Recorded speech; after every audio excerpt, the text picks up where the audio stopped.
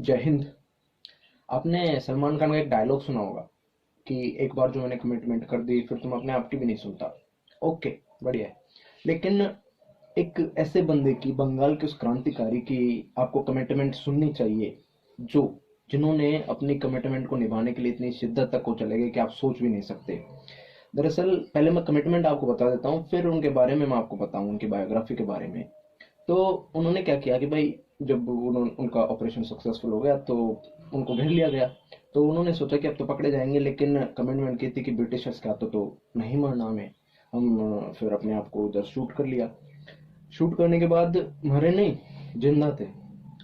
जिंदा थे यहाँ पर शूट करने के बाद। एक चेहरा देखिए इनका, लग रहा है आपको कि एक बार देखे तो सही, मतलब अभी भी आंखों में कितना तेज है। तो उसके बाद जब उनको हॉस्पिटल ले जाया गया तो तभी से, जब उनको गोली लगी तभी से वो यहाँ से खोदने लग गए उस जगह को। और तब तक खोदते रहे जब तक वो शहीद ना हो गए, शहादत हासिल नहीं हो गई उनको। तो उनके बारे में हम आज जानेंगे। आज बात करेंगे बंगाल के तीन क्रांतिकारियों के बारे में। फर्स्ट वन, बिनोय कृष्ण बासु जी, जिनका जन्म 11 सितंबर 1908 में हुआ। तो दरअसल बचपन में ना इन्होंने खूब अच्छे पढ़ाई लिखाई करते थे, और फिर रेवोल्यूशन में, मतलब क्रांतिकारिता में भाग लेने के लिए इन्होंने अपनी जो डिग्री थी, किसकी, दरअसल मेडिकल की डिग्री, ये छोड़ दी, इन्होंने नहीं करी। फिर उसके सेकंड वन है इसकी, दिनेश गुप्ता जी, इनका जन्म हुआ 6 दिसंबर 1911 में। तो ये भी पढ़े लिखे थे, इन्होंने भी नहीं किया कुछ भी रेवोल्यूशन के चलते हुए। और जो थर्ड वन थे वो भी पढ़े लिखे हुए थे। 1912 में, उनका एग्जैक्ट डेट नहीं मालूम, 1912 में उनका जन्म हुआ, बादल गुप्ता जी का। तो इन तीनों की जब ये फर्स्ट टाइम किधर मिले, ये फर्स्ट टाइम मिले बंगाल के उसमें। दरअसल नेताजी सुभाष चंद्र बोस जी ने एक संगठन बनाया, उस संगठन का नाम था बंगाल वॉलंटियर कॉप्स। तो उसमें ये तीनों मिले।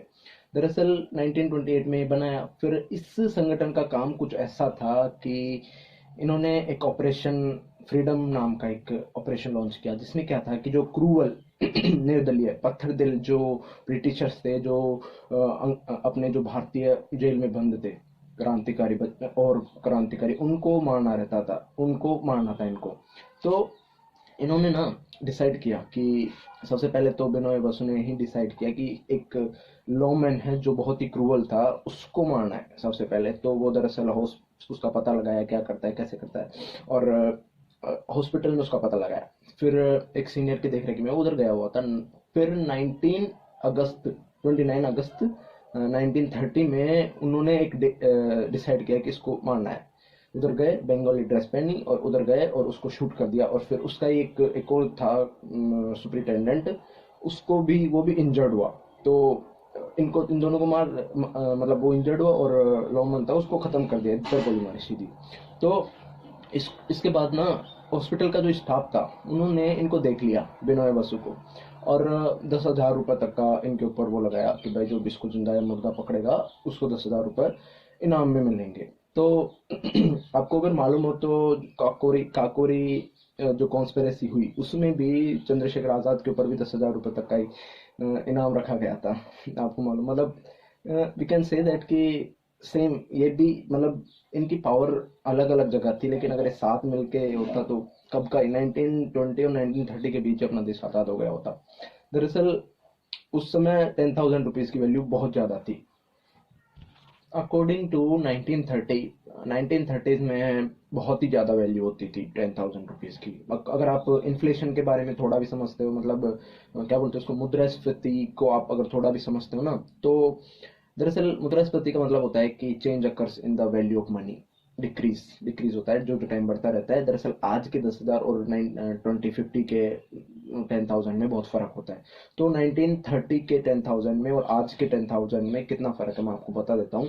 दरअसल ये इन्फ्लेशन कैलकुलेटर है, इसमें जब मैंने 1930 डाला तो रिजल्ट नहीं दिखा, लेकिन 1960 डाला तो वही वैल्यू, तब की वैल्यू अब के बराबर है। मतलब तब के 10,000 आज के 7,88,000 रुपीज के बराबर है।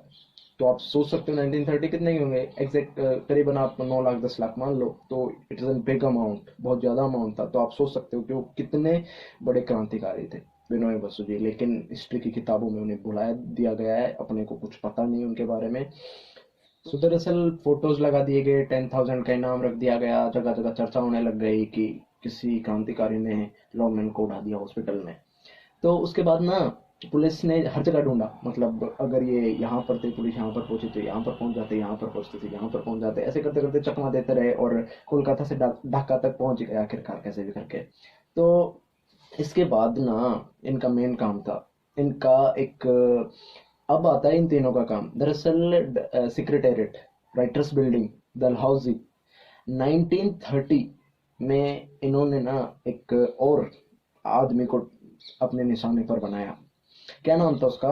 उसका नाम था सिम्पसन। वो भी एक क्रूवल था, बहुत ही ज्यादा क्रूवल था। उसको अपने टारगेट पे बनाया और इतना गुस्सा था, आप सोच नहीं सकते, सही कह रहा हूँ, इतना गुस्सा था कि तीनों ने मिलकर उस आदमी को ना एक ही जगह पर 7 गोलियां मारी। तीनों ने मिलकर, 3 बुलेट्स, 3 गन थी, तीनों ने मिलकर एक ही जगह पर 7 गोलियां। सोच सकते हो कितना गुस्सा होगा उन क्रांतिकारियों के अंदर। लेकिन अब साइनाइड लेके आए थे और बंदूक थी। पता चल गया, अब गुस्से में इतने थे कि आगे पीछे की कुछ नहीं सोचा और वहीं पर ब्रिटिशर्स जो थे उन्होंने उस बिल्डिंग को लॉक कर दिया। उसको लॉक करने के बाद वहां पर पता चल गया कि अब पकड़े जाएंगे। फिर जो बादल गुप्ता थे, सबसे छोटे वाले, 18 ईयर्स के थे बादल गुप्ता, तो उन्होंने ना उसी वक्त साइनाइड खा लिया, केसियन जिसको बोलते हैं। और फिर जो अपने बिनोय बासु जी थे उन्होंने अपने आप को शूट कर लिया, बादल गुप्ता जी ने भी, दिनेश गुप्ता जी ने भी शूट कर लिया। लेकिन बिनोय बसु जी भी नहीं मरे थे और बाद आपको दिनेश गुप्ता जी भी नहीं मरे थे। आपको सोच सकते हो, आप दोनों ही उस बंदूक से नहीं मरे थे। तो दरअसल वो तो खैर बहुत ही ज्यादा इंजर्ड हो गए थे, वो तो होश में नहीं थे दिनेश गुप्ता, लेकिन वो होश में थे। आप एक बार आंखें तो देखो यार, मतलब फाड़ दे एक। अभी भी कोई अंग्रेज सामने आता है तो मतलब। फिर उसके बाद हॉस्पिटल ले जाया गया और अपने उसको कुरेदते रहे। और तब तक फिर 8 दिसंबर को वो इंसिडेंट हुआ था और 8 दिसंबर 1930 में इंसिडेंट हुआ और फिर 13 दिसंबर 1930 में बिनोय बसु जी को शहादत हासिल हो गई। लेकिन उनको वो बहुत ज़्यादा ही, जो अपने दिनेश गुप्ता जी थे, वो बहुत ही ज़्यादा दिनों तक उसमें रहे। तो उनको जब वो ठीक हुए उसके 1 साल बाद उनको फांसी दे दी गई। एक्चुअली इनके ऊपर एक मूवी भी बनने वाली थी 2019 में डिसाइड हुई। तो इसका नाम था राइटर्स ऑपरेशन, ऑपरेशन राइटर्स। तो इस मूवी ये अभी बनी नहीं है अभी तक, तो देखते हैं क्या होता है। पेंडेमिक की वजह से शायद 2020 में भी नहीं बनी, देखेंगे क्या होता है। तो life lesson from the biography of अपने बिनोय कृष्ण बासु जी की, इनकी लाइफ से आप एक शानदार, एक यार लाइफ लेसन लो यार। कमिटमेंट कभी भी ना, अपने कमिटमेंट, अपना एक जो वादा किया है ना, तोड़ना ही नहीं है। कितनी हद तक गुजर गए आप सोच सकते हो। इतनी इतनी शिद्दत कि यहाँ पर चोट लगी, कभी अपने कांटा चुमाना ना, ऐसे करते रहना, देख पता चल जाएगा कितना दर्द होता है, उस ऐसे ऐसे करता करना, देख। लेकिन इनकी शिद्दत देखो यार, कमिटमेंट। तो लाइफ लेसन यही है कि कमिटमेंट को तोड़ो नहीं, उसको अपनी पूरी शिद्दत लगा दो, जान लगा दो, पूरी करो। लेकिन तो इस वीडियो को शेयर करो। और देखो यार, मतलब ये वीडियो सेकंड है। अगर आपने ऑलरेडी, मैं एक वीडियो बना चुका हूँ नॉन वॉरियर पे, प्रीति लता, वो भी बंगाल की थी। तो अगर आपने वो नहीं देखा तो मैं लिंक डिस्क्रिप्शन में डाल दूंगा, वो भी देखो। दोनों ही, मतलब आप सोच नहीं सकते यार कैसे कैसे अपने भारत के वीर थे। इनके बारे में मैं पूरी लिस्ट बनाता रहूंगा, टाइम मिलेगा जब तक रहेगा तब तक। तो शेयर करो, दोनों वीडियो को शेयर करो, ये भी और प्रीति लता जी का भी। तो मिलते हैं अगले वीडियो में, तब तक जय हिंद।